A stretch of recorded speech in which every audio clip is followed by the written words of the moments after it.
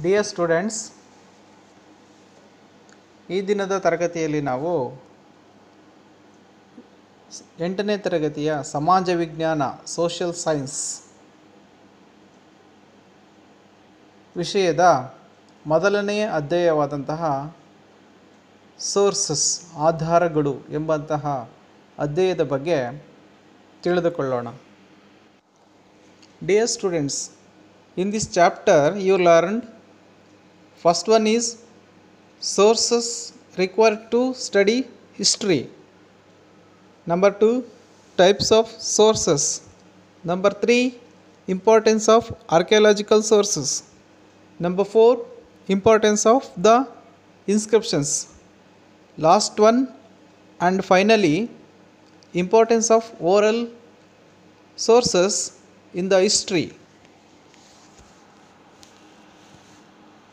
Before starting about the sources, first let us know what is history. History is a systematic study of the past, and history is written on the basis of sources. Hence, no source means no history. Historians collect the sources, subject them to critical examination. Critical examination is systematic analysis of information about a problem, procedure or activity, and after the thorough analysis they write the history of collected information. What happens when direct sources are not available? Then the historians needs to make assumptions based on the available sources. Hence, different historians analyze from different perspective. Now we learn about the chapter sources. So, what is source? Source is something that tells us about history. It may be any artifact from the period in question that conveys information can qualify as a source. Example, if agricultural tools left by the earlier people, those tools acts as a source. The source may be anything like coins, inscriptions, arms, forts, temples and other regional buildings as considered as source by the historians. What are the main source of history? The written documents and literary works, examples manuscripts, poetry, drama, myths, etc. are the main source of history. The materials needed for the writing of history are the primary sources. These sources can be divided into two types. First one is literary sources, second one is archaeological sources. Literary sources. Again, literary sources are divided into two types. First one is written literature, second one is oral literature. Written literature, it is a main source of literary sources. It brings the contemporary social life of the times of the writer alive to us. Literary works portrays the then existing aspects of life either directly or indirectly. There are two types in written literature forms: native literature, second one is foreign literature. Let us now native literature.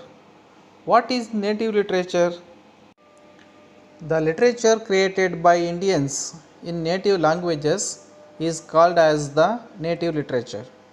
Literary works in Sanskrit, Prakrit, Kannada, Telugu, Tamil, Kashmiri, Marathi, etc. Native languages are the sources. Examples of native literature: Arthashastra by Kautilya, Gatha Saptashati by King Hala, Mudra Rakshasa by Vishakadatta, Rajatarangani by Kalhanas, Vikramarjuna Vijaya by Pampa.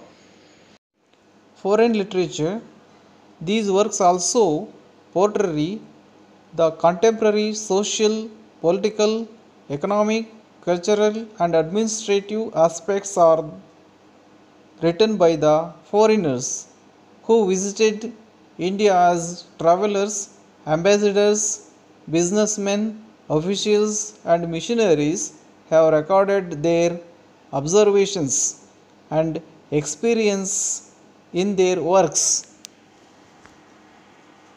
Examples of foreign literature: first one is Indica by Megasthenes, Go Ko Ki by Fayan, Siyuki by Wensang, Geography by Ptolemy, Tujki Babri by Babar, Tujkai Ferista by Ferista. In foreign literature, due to lack of local knowledge, many misgivings are recorded. These are the drawbacks of written literary sources. So, historians have the challenge of writing history, keeping in mind all these limitations. Oral literature. Oral means spoken words. These literatures found in societies without writing to the so-called folk, in the form of story, songs, ballads, orally from generation to generation. The folk people have created ballads about their local heroes. Examples of oral literature: Nayakas of Chitradurga, Kumara Rama, Kempegowda, Tippu Sultan, Sangoli Rayanna, Kitturu Rani Chennamma. Every place will have local legends. These are legends behind the names and places like Shravanabeлагula, Mysore, Gokarna, Bangalore, Pattadakallu, Koppala, etc.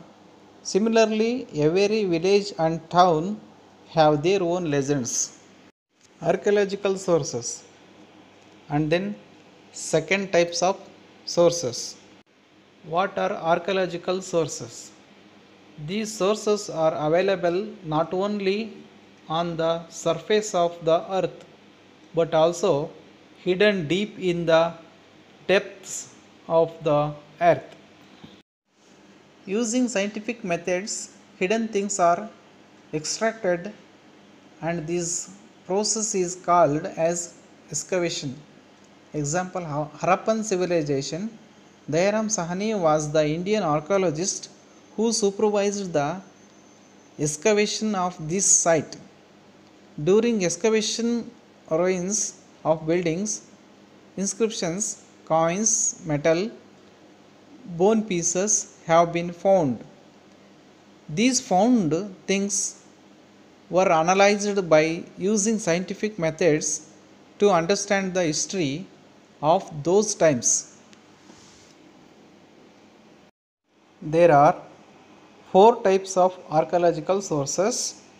They are inscriptions, coins, monuments, and other ruins. Inscriptions. Inscriptions means engraved writings. Example: stone, rock, metal, ivory, terracotta, and other materials that last longer. Inscriptions are more reliable because these have a direct relationship with then events. Ashoka's inscriptions are the earliest inscriptions found in India. Most of these inscriptions are in Brahmi script. Thousands of inscriptions are found in Kannada, Telugu, Tamil, Sanskrit, Prakrit languages. Example: Samudragupta's pillar inscriptions, Allahabad; Immadi Pulikeshi's Aivale inscriptions, Karnataka; Karavela's Hathiguppa inscriptions and other. Portrait the military achievements of then rulers. Uttarameruru inscriptions narrate the rural administration of Chola kings. Apart from these, many political, social, cultural, economic, educational are also reflected in these inscriptions. Second type of archaeological sources are coins. Coins may be small in size, but they contain many important aspects. They are helpful in understanding the geographical extent of the ruler's kingdom who minted the coins.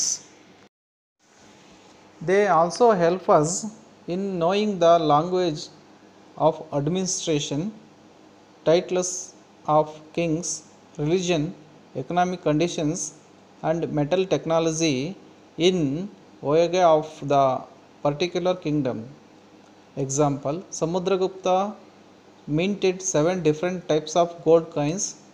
Based on these coins, historians analyzed that Samudragupta was a lover of music and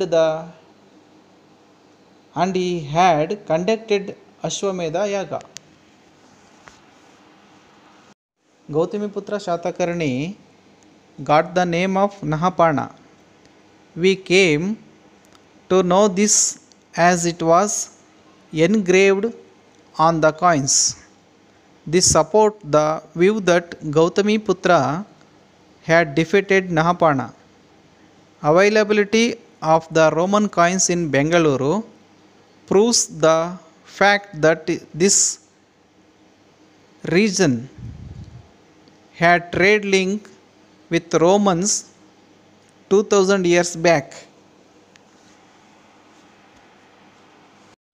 The third type of archaeological sources, the monuments. Major source to write history. Monuments may be palaces, temples, and forts. Monuments also tells us about the social, economic, religious, scientific aspects of then kingdoms. Examples: Mehruli's iron pillar and Vijayapura's Gol Gumbaz are evidence of the maturity in science and technology. Shahjahan's Taj Mahal tells the story of love. Chittoor's Vijayastamba, that is Victory Pillar, tells the victory of Rana Kumbha. The cave painting of Ajanta, Ellora, Elephanta tells their mastery over paintings and sculpture during their times. Temples of Aivale, Pattadakallu explain the evolution of Indian temple architecture. Nalanda and Madrasa, built by Gawan in Bidar, narrates the importance of education during those times. Other ruins, the last type of archaeological sources. Based on the various pieces of terracotta bangles, beads, and seals procured during examination, one can understand the socio-economic, culture, religious life, food habits, pattern of business of those times by applying C14 dating procedure on biological ruins. Examples are dead animals, birds, trees. One can arrive at the accurate period of the ruins.